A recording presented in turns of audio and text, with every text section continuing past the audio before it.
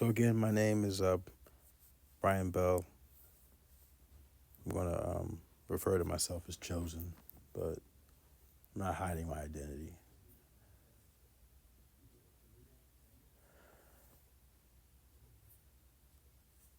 I think it's important to mention and to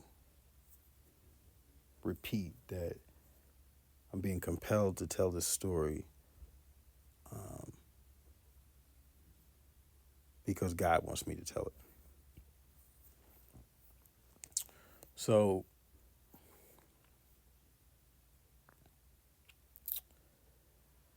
my wife, um, as near as I could figure, was also a borderline personality disorder. She had BPM, borderline personality, BPD, borderline personality disorder. Um, as near as I could figure, there were about 8 versions of her. And my relationship was being held down by a 5-3 majority. And essentially, and I actually said this to her several times. I said, near as I can figure, there's about 8 of you in there. And right now I'm holding a 5-3 majority. I said, but I live in fear of the day that the 3 can talk 2 into coming over to their side and I'll lose you forever.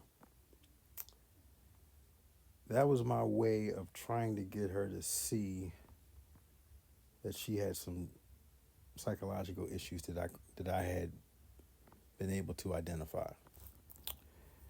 This didn't change the way I felt about her. This didn't stop me from loving her.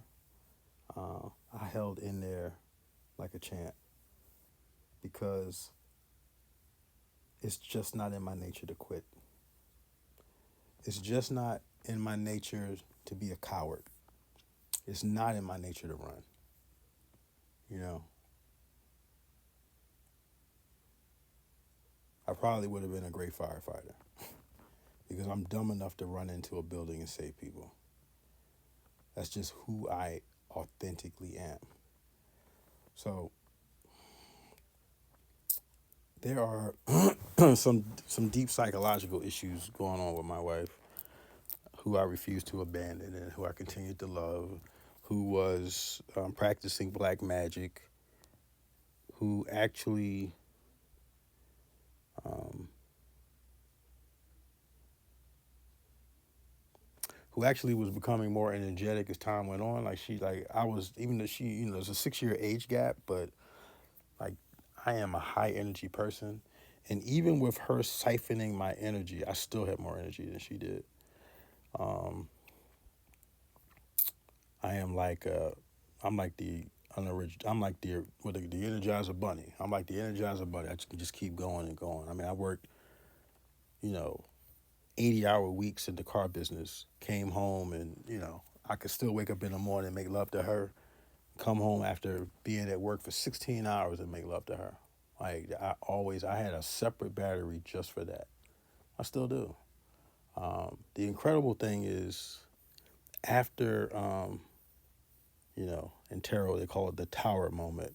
After she abandoned me, uh, I was going through some things with my siblings, as I mentioned. Um, there was a dispute regarding property, details of which I'm not going to talk about because it's an active court case.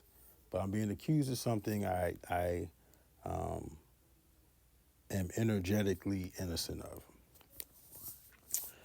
Um, they placed me in a situation and things went down in a way that it shouldn't have if we were reasonable people.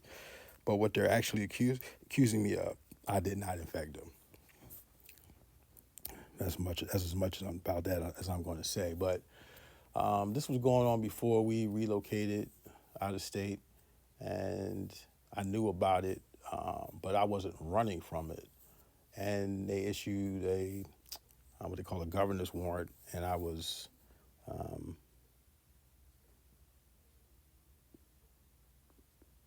I was arrested and I was locked up in jail for, let's just call it, 45 days.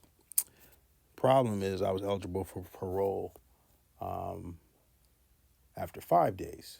The bond was only $5,000. Um, let's just say her ring is worth probably 12 to 15 grand. So she could have gotten me out in a snap.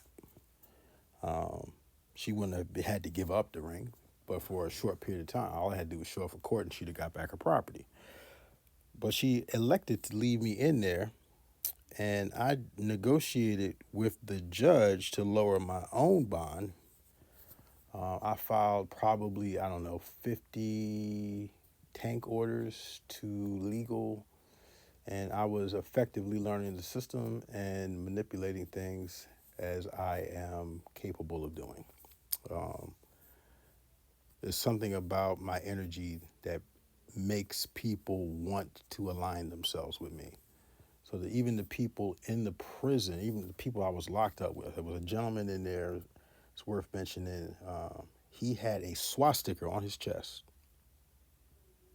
A swastika. Um, he was married to a Mexican woman, and he approached me several times friendly. And finally, one day he said, I know you're thrown off by the swastika that's on my chest. He said, but I am not a white supremacist anymore. He said to me that it's because of black men like you, good people like you, that made me realize the error of my ways. And he says, I don't know why you're here, but I know you don't belong here. And I want to help you get out of here. So 45 days in, she left me in this place that she could have gotten me out on day 5 for 45 days. She left me in there because she was entertaining her lovers, plural. Her primary lover being the warlock. She was banging these guys in our apartment, in our bed, for 45 days. Now, here's the thing about me being an empath. So I'm locked up. I made 1,800 phone calls. She answered 8 of those phone calls. She said things on a recorded line that were absolutely untrue, hoping that it is being recorded, which obviously it is. It's a prison phone call. It's being recorded. She said things to get me jammed up. Things that I weren't doing, things that I weren't involved in, things that were just completely outlandish. I made good money legally. I didn't have to do anything illegal. But she had made the decision that she was going to move on. And she told me this over a prison phone. Now, me being empathic and being connected to her, because the other point of this conversation is that we are twin flames. We are soulmates. And she didn't want to acknowledge that. She didn't, like, she felt it energetically. She knew it in her heart, but she could not process it because that was sucker love to her. True love was a sucker's love. And that she was being a sucker. And then she had a host of other people. I'm gonna use the vernacular of the tarot. They called them flying monkeys. So she was the witch, and she had her flying monkeys. Her flying monkeys, as a lot of modern women do, they co-sign bad behavior. How long are you gonna stay with him? Like you married him. I know you married him to get him for his coin and get on out of there. How long? But you've been there a while. Well, why are you there? You know what I mean? That type of thing. Why haven't you moved on yet? That type of thing. And probably the warlock was probably asking the same question. And I mean, other than the fact that she